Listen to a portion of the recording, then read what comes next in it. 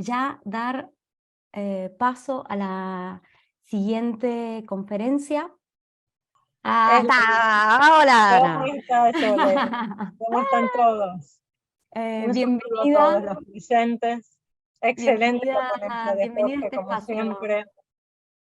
Y Sí, abrió una cantidad de temas que, bueno, da lugar a proyectarlos también en otros cursos, ¿no? Porque realmente el tema de lo fantástico, la imaginación creativa, lo sobrenatural, lo paranormal, todo eso de alguna manera eh, lo vamos a tocar nosotros. Supongo que Mijael también, pero yo también voy a hacer alguna alusión con diferentes connotaciones desde ya. sí, sí, Pero lo justamente. interesante es que es cómo coincide de alguna manera en este concepto del mundo intermedio, eh, y el mundo intermedio ya sea desde Henri Corbin a las otras cosmovisiones del mundo intermedio que no han pasado a la filosofía, como es el caso de los celtas irlandeses a los que yo me voy a dedicar a explicar ahora, Mm, pero que de todas maneras, cuando uno profundiza un poco,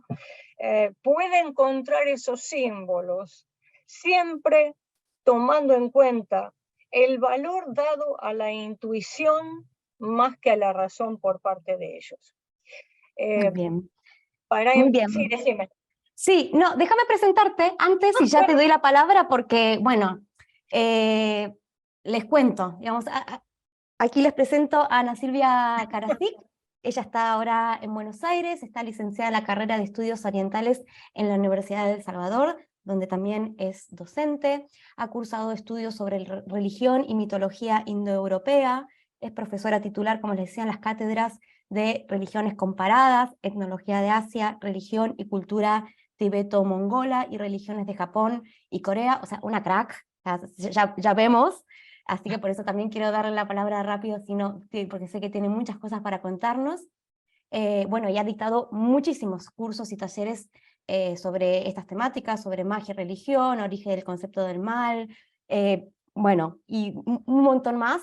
Pueden ver la biografía completa de todas las temáticas en las que ha profundizado Ana Silvia en la página de carrera que les acabo de compartir también, y de todas sus publicaciones, y realmente es una alegría también contar contigo, Ana Silvia, como parte del Gracias. equipo docente de la carrera de simbología y el máster que estamos también preparando, mucho más especializado en todo lo que tiene que ver con la magia, el esoterismo y la religión, ¿no? También, digamos, como bien dices, digamos, es tan amplia y esta comunidad de apasionados por estas temáticas, realmente el símbolo es tan multivalente, ¿no? Que podemos abordarlos de tantas perspectivas, que en lo que es la carrera de 10 meses de simbología pretendemos otorgar lo que son las bases fundamentales del pensamiento simbólico para a partir de ahí poder seguir profundizando, ¿no?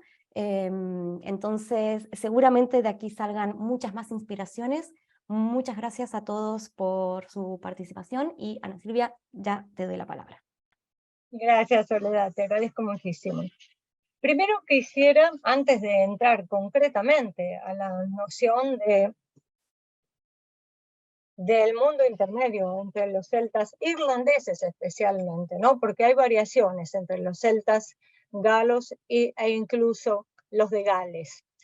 Quisiera plantear, y creo que de alguna manera Jorge me ha dado pie para esto, es lo siguiente, y es que desde mi punto de vista, creo que se trata de una concepción prácticamente, si no es universal, es casi universal.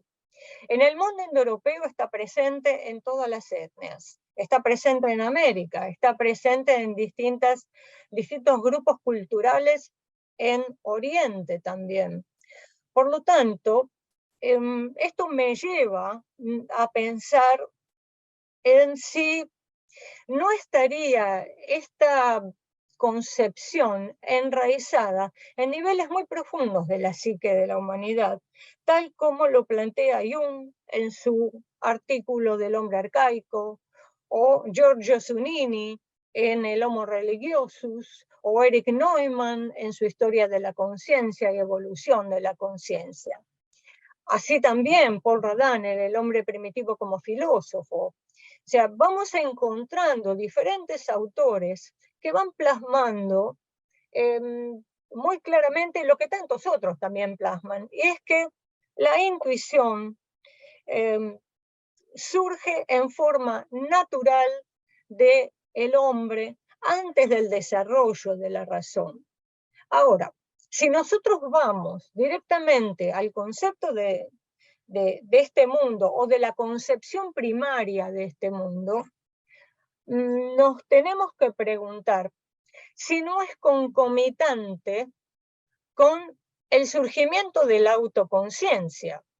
Porque para que haya una concepción tiene que haber algún tipo de elemento racional que esté estructurando esa cosmovisión. Y ahí es donde cierro nuevamente con algunos de los comentarios que Jorge hizo. Por eso nos viene bien compartir las ponencias para poder ir enlazando unas con otras. Ahora, lo que sí está claro es que la captación del símbolo no proviene tanto de la razón como de la intuición y de la apertura en el plano, podemos decir, espiritual, en un sentido amplio. La razón siempre imprime algún elemento que nos aleja un poco del símbolo y nos acerca al signo. El símbolo se maneja en un claroscuro que nos sugiere, que nos lleva mostrándonos solo una cara, pero dejando otra cara oculta. Eso mismo, esas mismas características del símbolo, es la que se va a plasmar en el concepto del mundo intermedio celta-irlandés. Les explico por qué. Ya de por sí sabemos que hay diferentes connotaciones y definiciones con respecto al mundo intermedio y no todas son coincidentes. Pero, ¿por qué planteo esto? Y es porque en el mundo celta-irlandés, la concepción del mundo intermedio se mantuvo, gracias Sole, si podemos pasar a la segunda diapositiva, se mantuvo dentro de lo que podríamos llamar el folclore y la mitología. Ese folclore y esa mitología, y vamos a dejar esta diapositiva porque he agregado algunos elementos más, pero sí es importante marcar esto. No pasó a la filosofía, porque a partir del siglo V, en donde estaba tan vigente la tradición oral, en donde circulaba la creencia en el mundo intermedio, que por otro lado tiene otros nombres. Xi, por ejemplo, es uno de sus nombres, Otro Mundo es otro de sus nombres, aunque no tiene nada que ver con el más allá, a donde van a morar los ancestros. Dejamos abierta la posibilidad porque en algún momento hay una coexistencia entre el mundo de los ancestros y el mundo intermedio, o mundo color azafrán también llamado, o Xi. Pero, ¿por qué remarco esto? Porque es a través de los misioneros cristianos que llegaron a Irlanda entre el siglo V, siglo VI y de ahí en adelante, en que se pone por escrito la tradición sobre el mundo intermedio. Y aquí viene el problema. ¿Por qué viene el problema? Porque no es una tradición que los druidas estuvieran dispuestos a transmitir el cristianismo. Ellos querían preservar lo que llamaban the old ways, las antiguas creencias. En cambio, en la jerarquía inferior se encontraban los Philip o poetas videntes. Fueron ellos los que negociaron con los misioneros cristianos, con los monjes, para poder transmitir las tradiciones sobre el mundo intermedio y los accesos a este mundo y los viajes también a este mundo, pero lo hicieron a través de la fonética. Y ahí tenemos un problema enorme, por el siguiente motivo.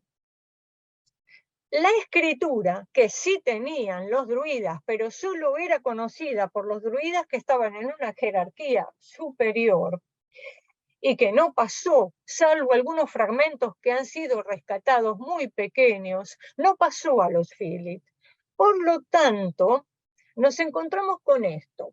El Philip le transmite al misionero cristiano en fonética el relato sobre el mundo intermedio, las características del mundo intermedio. Pero ¿cuál es el problema con el irlandés antiguo? Y es que con la misma pronunciación podíamos encontrar de 3 a 4 términos. Por lo tanto, los misioneros escribían la pronunciación. Costó siglos poder vislumbrar cuál era el término correcto, que voy a utilizar un término vulgar, que encajaba perfectamente en el texto al cual se referían y que estaban tratando de traducir y pasar del irlandés al latín primero y que luego fue pasado al inglés. Este tema de la transmisión por parte de los Philip se debe a lo siguiente. El Philip estudiaba como máximo unos 10 años, el druida de 20 para arriba. Seguramente los que manejan India van a ver que en el caso de los brahmanes nos vamos a encontrar también con que los brahmanes, sobre todo de jerarquías superiores, estudiaban 20 años o más.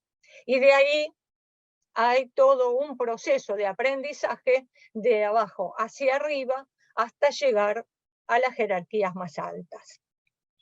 En este caso, el druida, como decía, estudiaba hasta 20 años. En cambio, el Philip se dedicaba especialmente a la confección de poesía. Y aquí poesía no significa solamente una composición poética, sino que tiene mucho que ver con la capacidad de canalizar la información que ellos sostenían provenía del principio último. Un principio último inefable y que era, y voy a explicarlo luego para que ustedes lo puedan comprender mejor dentro de otro contexto, pero que era inefable y era el que transmitía. A todo esto, el Philip lo que hacía era aislarse en una cueva, entrar en estados meditativos para poder canalizar esta información. Ahora, esa poesía, ¿era solo poesía? Por supuesto poesía oral, pero ¿era solo poesía? No, no era solo poesía. Era la cadencia, era la entonación. Había algo de musical en esta percepción que tenía el Philip mientras canalizaba. Es decir, el sonido.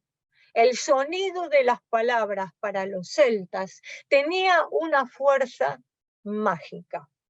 Y aquí tendríamos que entrar a hablar de pensamiento mágico, pero bueno, no nos da mucho el tiempo como para acceder a eso. Ustedes piensen que la diferencia cultural y el desconocimiento que tenían los misioneros con respecto al idioma original va a traer gran cantidad de problemas, equivocaciones, puestas por escrito equivocadas. Vamos a las nominaciones del Shi. Yo les dije que mundo intermedio, otro mundo, Shi, mundo color azafrán. Son definiciones o nombres que se van a poner indistintamente y todas van a aludir a lo mismo.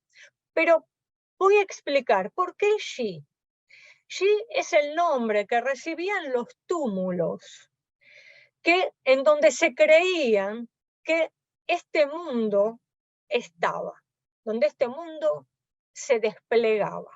Pero al mismo tiempo, los seres que lo habitaban, los seres etéreos que lo habitaban, de una naturaleza diferente, por supuesto, a la humana, y vamos a volver sobre eso, también recibían el mismo nombre, los Shi. Es decir, hay un compartir el nombre del mundo intermedio, el nombre del lugar en donde morarían y de los seres que lo habitaban. Ahora sí, vamos a ver y tratar de dilucidar un poco todos estos ítems que he colocado aquí, a los cuales he agregado algunos más. Por ejemplo, volvemos a la anterior, Sole, por favor, gracias. Una de las características es la omnipresencia, que no está aquí marcada. ¿Qué quiere decir? Quiere decir que ese mundo intermedio está permeando el micro y el macrocosmos. Permea la existencia toda. Utilizar la palabra realidad como la voy a utilizar siempre va a ser en un sentido absolutamente amplio y es la realidad en sus múltiples manifestaciones. En todos los planos. Hay una realidad física, hay una realidad psicológica, emocional, onírica, sumamente importante en lo que tiene que ver con el mundo intermedio y el símbolo, y una realidad de orden espiritual.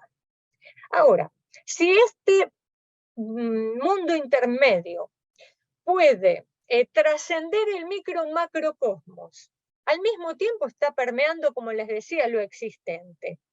Pero por su omnipresencia va a convertirse en un substrato que le va a dar cohesión a todos esos planos de la realidad y a su vez los informa. Ahí vi la pregunta, luego la respondo en el texto, la voy a responder. ¿A qué nos referimos entonces con esto? ¿A qué es coexistente con nuestro mundo? A ver, esa omnipresencia, ¿es lo mismo que decir que es coexistente? De hecho, no. ¿Por qué? Porque depende de dos maneras de ver lo mismo. Si yo lo veo desde un punto de vista más racional, no totalmente racional, pero un poco más racional, voy a ver que lo coexistente con este mundo me va a plantear la existencia de un mundo intermedio que a su vez es paralelo al mundo físico o mundo fenoménico, en el mundo en el que nos movemos. Pero si yo digo que es omnipresente, lo estoy proyectando a lo que vamos a llamar, y vamos a utilizar este término en más de una ocasión, las múltiples laminaciones de la realidad. Infinitas laminaciones de la realidad. ¿A qué nos lleva esto? A darnos cuenta que se trata de un mundo liminar. Si es un mundo liminar, es un mundo en transición, de transición. Si es transición y es liminar, nos abre portales. Portal, umbral, como uno quiera decirlo. El portal, el umbral es un portal. Ya sea desde lo liminar, desde el limen, la noción es aquello que se transforma en un límite, pero que al mismo tiempo abre una puerta. Entonces, lo que tenemos aquí es un mundo en transición, en constante mutación, y que abre la puerta hacia la multiplicidad de mundos. ¿Por qué les digo la multiplicidad de mundos independientemente de los que mencioné? Porque si queremos hablar del mundo de los ancestros o del más allá de los ancestros, nos vamos a dar cuenta que dentro de la cosmovisión celta irlandesa se multiplica. Hay múltiples destinos para las almas de los muertos. Por lo tanto, múltiples destinos para el más allá del mundo de los muertos. Múltiples maneras de percibir el mundo intermedio. Múltiples laminaciones de la realidad. Todo parece abrirse en una especie de abanico inmenso que se autoimplica exactamente, Marian, es infinito. Por eso las infinitas manifestaciones de la realidad. Pero cuidado, es ambivalente. Me salteo lo especular para explicarlo a posteriori. Es ambivalente, ¿por qué? Porque no es un mundo en donde el ser humano sea siempre totalmente bienvenido. Aquí entramos a otro aspecto. Al mantenerse dentro del folclore y la mitología, las visitas, los viajes al otro mundo no son cuestionados desde un punto de vista ni histórico ni filosófico. Se lo considera posible. Y ya no como una fantasía con minúscula, ahí vamos otra vez a Jorge nuevamente, sino a la diferenciación que se hace, ahí me refiero un poco también a la diferenciación de la imaginación creativa, creadora, y a cuando Tolkien dice que la fantasía con mayúsculas tiene entidad. En cambio, la fantasía con minúscula es como Jorge decía, es algo que es fatuo, no tiene una validez, no tiene un sustento. Es decir, yo voy a diferenciar aquí fantasía con minúscula de fantasía con mayúscula para poder referirnos a este mundo que sí se mantenía en el folclore y en la mitología. Dentro de la mitología todo es posible y dentro del folclore también lo es. Entonces, esto nos va a llevar a, como les decía, ambivalente. Va a haber invitaciones para los seres humanos hacia el otro plano de realidad. Pero los celtas creían que el ser humano, para poder acceder a ese plano, tenía que estar en una armonía física, emocional, psicológica, espiritual, y que eso lo convertía a él en un portal. Es lo liminar en nosotros. El ser humano, acá voy a hablar de espacios liminares, de tiempos liminares, pero el ser humano tiene también en sus etapas de transición de un modo de ser a otro, de una experiencia a la otra, es liminar, es absolutamente liminar. Pero, ¿dónde estaría basada esta liminaridad y esta armonía que se necesita para poder acceder al otro mundo? Disculpen si me apuro porque tengo mucho material y quiero ser concisa. Y creo que lo más importante está aquí y en 2 diapositivas que siguen. Y es lo siguiente, esto está relacionado con la noción de los 3 calderos con los que nace todo ser humano, que es un tema que si quieren lo respondo en las preguntas. Especular, ¿por qué es especular? Porque en realidad actúa como un espejo. Si en el mundo físico es de día, en el Shi o mundo intermedio es de noche. La derecha corresponde a la izquierda, viceversa, y así con todo. Ahora, quiero agregar también aquí la ubicuidad. Y la ubicuidad del mundo intermedio no se contradice con la omnipresencia. ¿Por qué decimos que es ubicuo? Porque en toda la tradición celta, y no solo la insular, específicamente la irlandesa, tenemos la creencia, incluso lo he verificado estando en Irlanda, cómo la gente cree realmente en eso, de la presencia de islas que flotan en el océano. Pueden flotar durante un día, 2 días y de repente desaparecen. Bueno, esto habla de la capacidad de ese mundo intermedio con su omnipresencia de manifestarse en un lugar y desaparecer aparentemente y aparecer en otro. Pero la pregunta sería la siguiente, y pensémoslo, esa desaparición, entre comillas, ¿es una ausencia? ¿Es ausencia realmente? ¿O se ha limitado la capacidad de percepción, la capacidad intuitiva del ser humano de percibirlo en ese momento, en ese lugar? Piensen cómo la omnipresencia está trabajando junto con la ubicuidad. Veamos lo siguiente. yo decía que es, bueno, coexistente, que es especular, que es ubicua, que es ambivalente.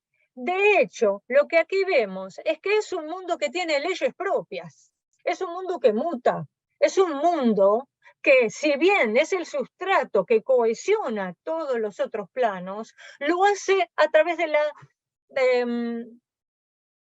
influencia, por así decirlo, no encuentro en este momento la palabra, de un principio último.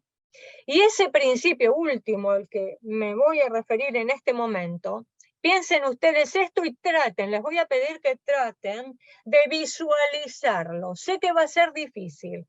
Visualicen un principio último inefable, que cambia constantemente, pero que es perfecto en el cambio.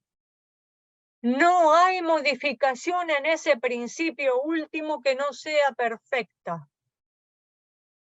Todo lo que deviene de ese principio último, el panteón, es decir, los dioses, el cosmos, la naturaleza, la sociedad, los seres humanos, son manifestaciones imperfectas que tienden a la perfección, pero que también están en permanente cambio. Ahora, miren qué interesante esto, y esto seguramente le podría dar lugar a Mireia a hacer algún comentario, y es lo siguiente: este principio último está identificado con el fuego. Cambio, fuego, me lleva necesariamente a recordar a Heráclito en la filosofía griega. Es extremadamente interesante. Ahora, tomemos en cuenta algo. El universo onírico, con sus propios paisajes, con sus símbolos, es un puente de acceso al mundo intermedio. Si llego a la conclusión, voy a poder explicar un poco mejor ese aspecto.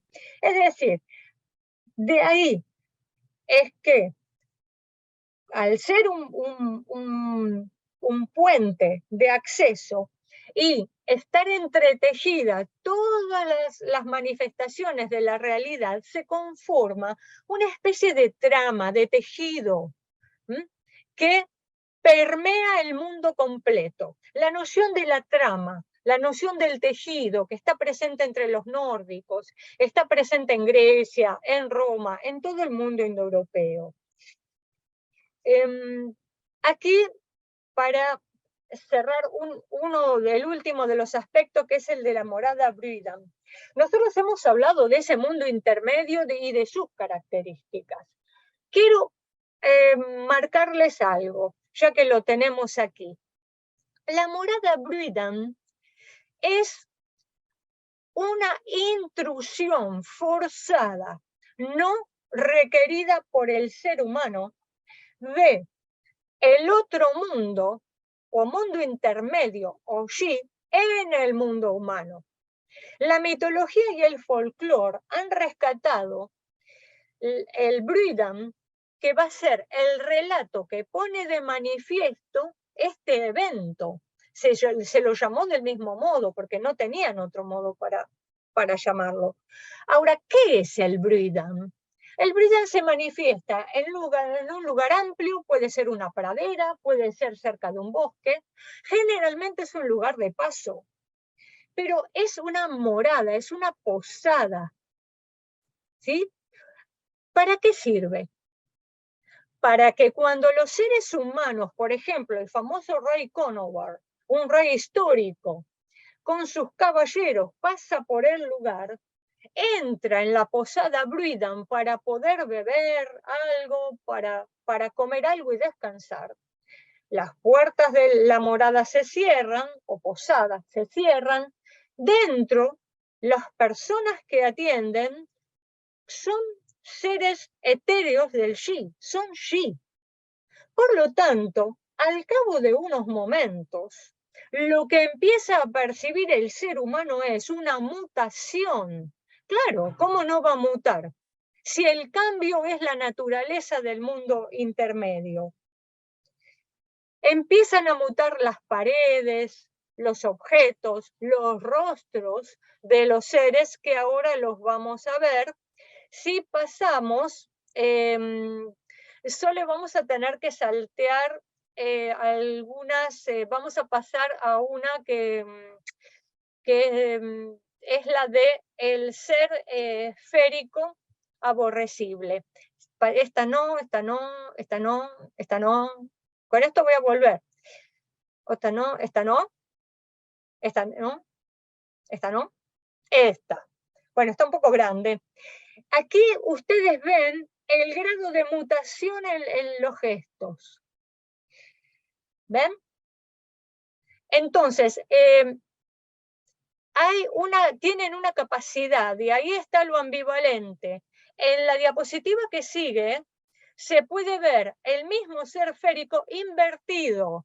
Miren, nariz, ojos, la boca arriba, pero aquí, muy posiblemente, cosa que no pude captar en la imagen, está la boca. Es decir, esa ambivalencia se manifiesta como un peligro para el ser humano. ¿Por qué? Sole, si podemos volver a la tercera diapositiva, por favor, te voy a agradecer. Voy a seguir con el Breeden. Los túmulos, la anterior, o esta, perfecto. ¿Por qué? Porque como el Breeden es una morada del mundo intermedio, en realidad es el mundo intermedio. Cuando las puertas se cierran, el ser humano queda encerrado en el mundo intermedio.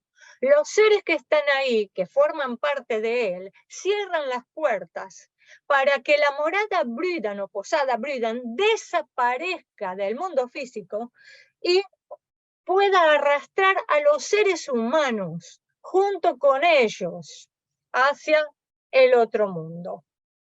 Voy a marcar aquí un aspecto que voy a marcar 3 aspectos. Y es lo siguiente: ¿por qué tanto interés en que los seres o que los seres humanos pasen al mundo intermedio? Yo solamente voy a mencionar 3 posibilidades. Una es la curiosidad por parte de los seres féricos con respecto al mundo intermedio, al mundo físico y a los seres humanos.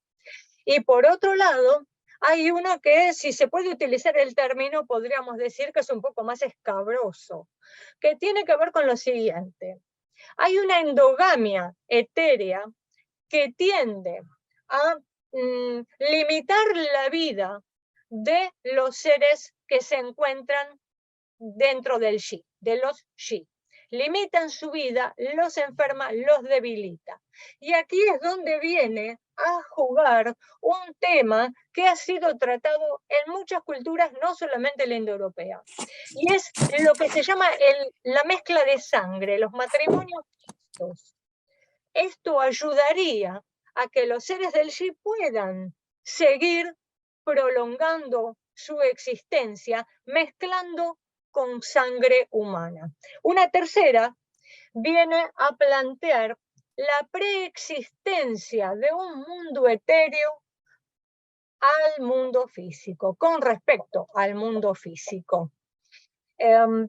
Obviamente, esto querría decir que desde ya no puede ser comprobado ni desde la historia ni desde la razón, es simplemente una opción que se ha propuesto desde el folclore.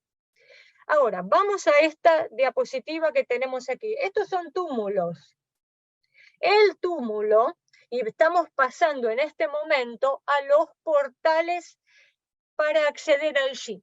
Los portales son espaciales y temporales. Los espaciales son los túmulos, que generalmente son lugares de enterramiento conocidos como tumbas de pasaje, pero también hay colinas sin enterramiento y que también se consideran lugares en donde se puede acceder y que moran los Shi.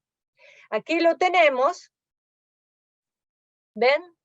Y siempre recomienda no quedarse dormido en un túmulo. Acá aclaro algo, estos son túmulos que han sido excavados y puesto de manifiesto la entrada de las tumbas de pasaje, pero de hecho hay una gran cantidad en donde el túmulo sigue hasta el piso, hasta aquí. Entonces, es interesante también poder ver ambas. ¿Qué es lo que pasa dentro del túmulo? Y lo mismo ocurre dentro de las cuevas, que es la diapositiva que sigue. El tiempo se ralentiza. Perdón, es la otra. Esa, exacta. No, está bien, es la cueva. ¿Ven? Aquí hay una cueva. Aquí. El tiempo se ralentiza. ¿Qué quiere decir esto? Quiere decir que un día en el Xi corresponde a 100 años en el mundo físico. Por lo tanto, el ser humano que penetra tiene sus sentidos embotados, no es consciente de los cambios temporales que se van generando en el Xi. Estoy terminando ya. Ok. Por lo tanto, el tiempo ralentizado, cuando el ser humano sale, cae como un peso sobre el humano y se transforma en polvo por el peso de los años transcurridos en el mundo físico. El espacio se expande, se vuelve fluido, dando lugar a paisajes inmensos. Estamos hablando de océanos, de praderas, de cielo, absolutamente mundos dentro de mundos. Mundos dentro de mundos, ¿a qué me lleva? Infinitas laminaciones de la realidad. Voy a pasar ahora a los portales temporales, porque el crepúsculo y en los 3 días de Sarwin son los dos que elegí. Hay muchos más. El crepúsculo es un instante de por sí mágico. Piensen ustedes en esto. El crepúsculo no marca la transición, es liminar, la transición del día a la noche. No es ni una cosa ni la otra. Todo lo que es indeterminado, que no pertenece a un aspecto o al otro, es liminar. Y todo lo liminar le abre puertas al otro mundo, al mundo intermedio, para poder acceder a este. Por eso los celtas irlandeses antiguos no salían de su casa durante el crepúsculo. Esto se manifestaba especialmente a través de los megalitos y de ruinas. Sole, si podemos pasar a la diapositiva anterior a la niebla, que sería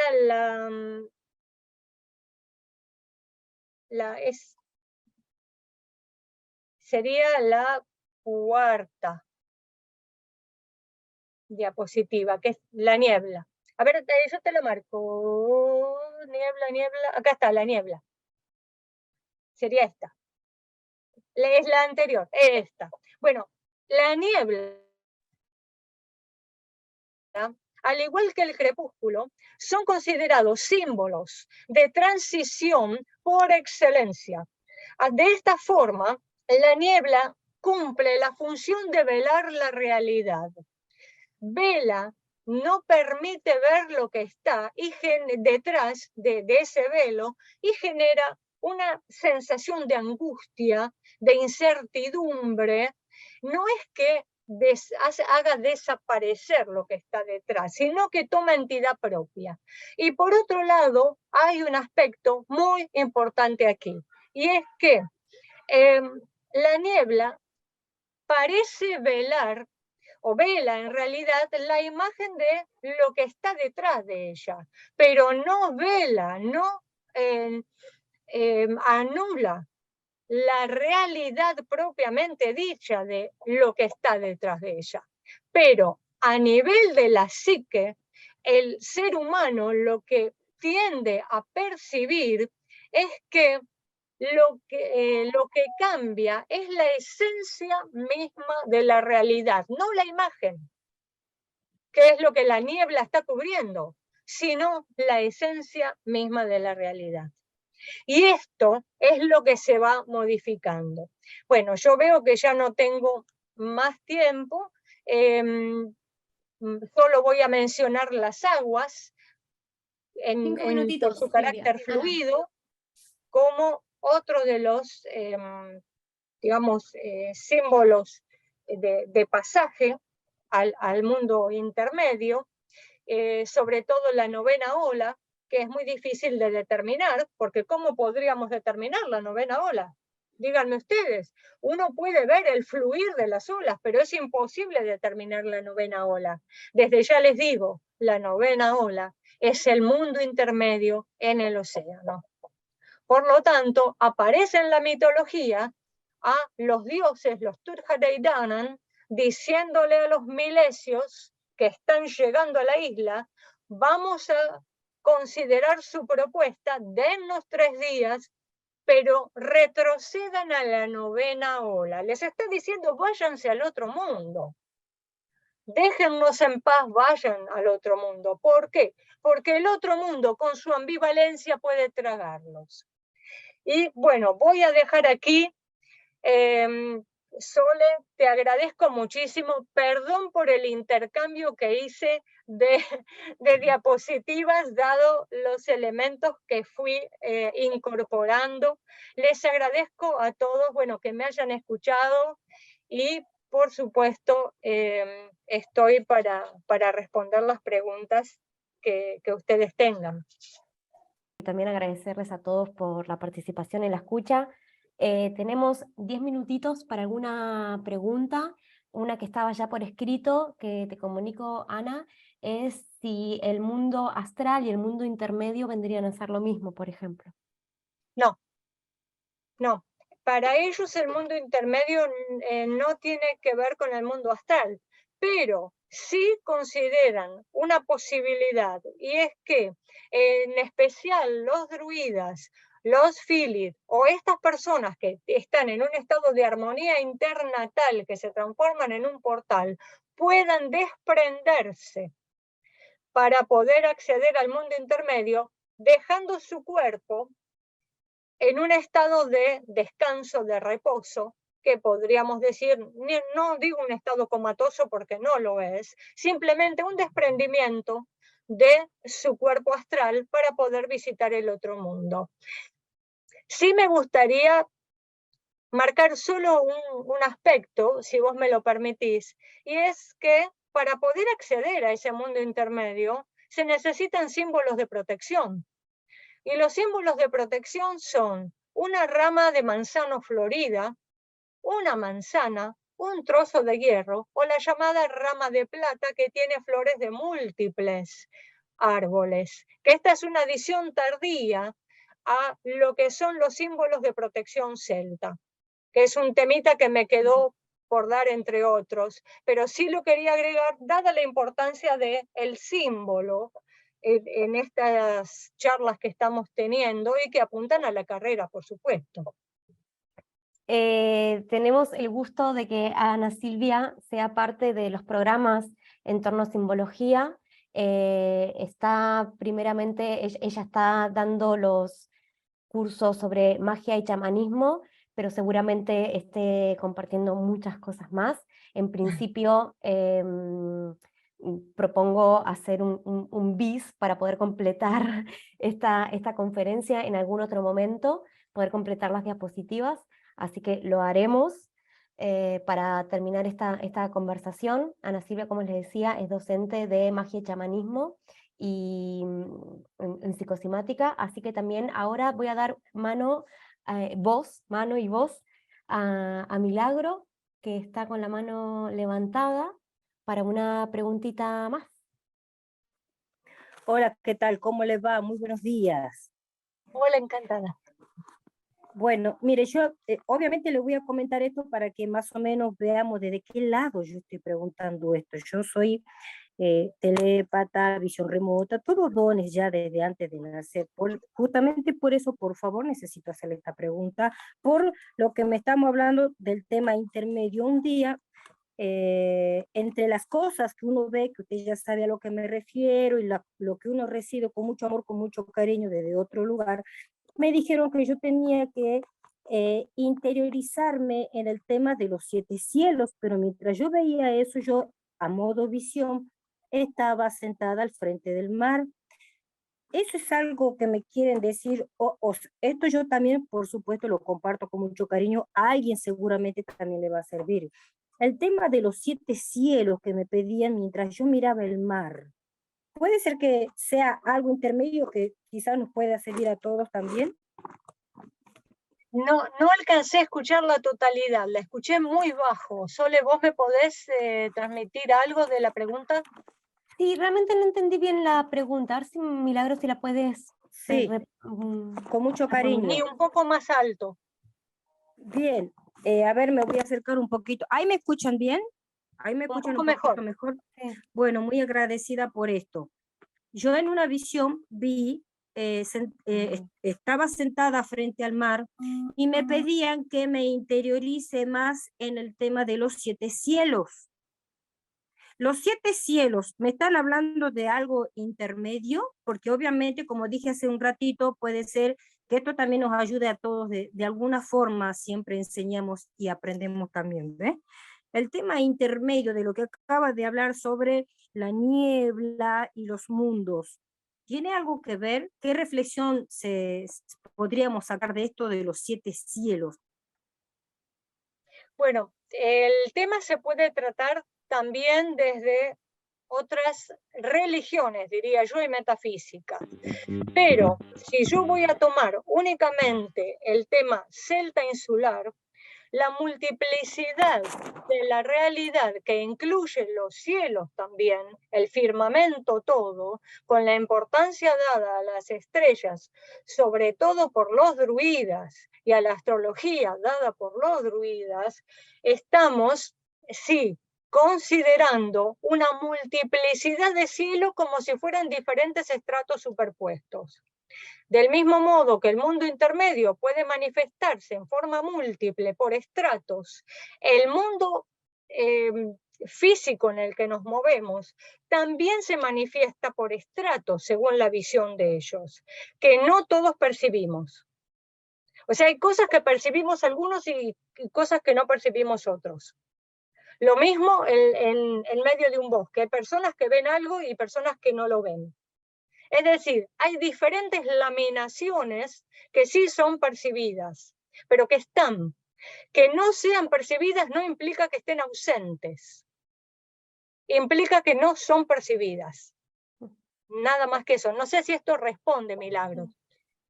También me gustaría sumar que mañana todos los inscriptos a este congreso van a recibir de regalo 2 conferencias más, una a cargo de Mireia Rosich, quien va a hablar de los oráculos, o sea, el mundo intermedio en la antigua Grecia a partir de los oráculos, y una conferencia a cargo de quien habla en este momento, Soledad Davis, acerca del mundo intermedio desde la cosmovisión astrológica. Así que quizás a partir de esto, como hablas de los 7 cielos, voy a estar como, bueno, hablo acerca de esto, ¿no? Como el mundo intermedio de la cosmovisión astrológica, y quizás esto sea de tu interés, Milagro.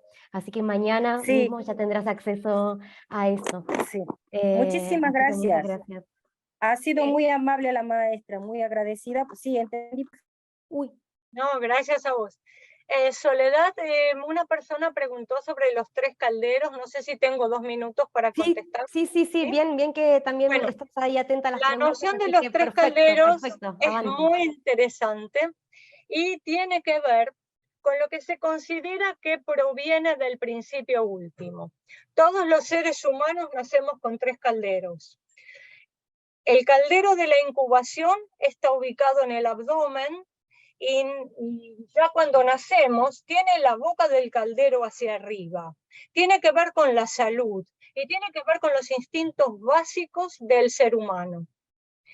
El caldero que sigue, que es el de la incubación, está a la altura del pecho.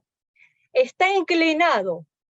El objetivo del ser humano es volcarlo a través del control de sus emociones, proyectando, porque además es un caldero de transformación, es transformar las emociones, los sentimientos que pueden ser negativos en algo absolutamente positivo y para bien de la humanidad. Ese es el caldero de la incubación en el pecho, que es también de la transformación o transmutación que está en el pecho. Y el tercero es el de la sabiduría, que nace con la boca hacia abajo. Y es la misión del ser humano ir volcándolo lentamente para adquirir toda la sabiduría posible. Ese caldero puede inclinarse a veces porque la sabiduría no es correcta o debe ser revisada. Esa sabiduría tiene que estar en consonancia con los otros calderos. Quiero aclarar nada más que el caldero de la incubación que está en el abdomen puede inclinarse en casos de enfermedad o de experiencias cercanas a la muerte. Y cierro ahí para no llevar más tiempo porque Mijael tiene que hablar. Y casi que yo me tengo que acordar de seguir, porque quedo tan fascinada, digamos, tan atrapada por todas estas temáticas y también por los comentarios también de las personas, cómo también van haciendo sus aportes respecto a las inquietudes también de otras personas. Así que vuelvo a invitarlos a quienes estén interesados en formar parte de un grupo de estudios en estos temas, con los presentadores que son parte del equipo docentes. También hay más docentes que pueden ver en la página. Ana Silvia, muchas gracias. No, gracias a Seguiremos. ustedes. Muchas gracias por la generosidad de tu No, por compartir, favor. y los agradecimientos son enormes y muchos agradecen también. Muchas gracias a todos los comentarios también.